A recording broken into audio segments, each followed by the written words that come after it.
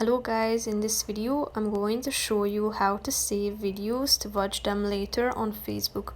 But first I just want to mention, don't forget to subscribe to my channel because at 100,000 subscribers I am going to show you my whole YouTube revenue statistics and growth strategy, how to make money online. Now let's jump into it. First of all, open the application on your phone.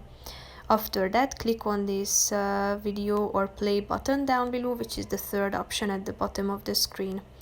After that, select from these options at the top, either For You, Live, Gaming or Following.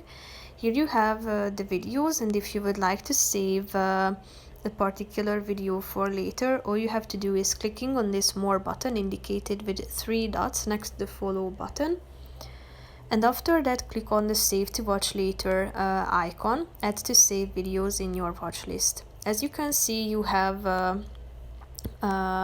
this collection called Favorites, but you can create a new collection by clicking on the plus icon down below, type in the name of the collection and tap on the Create button, so that the video will be saved to this particular category or collection.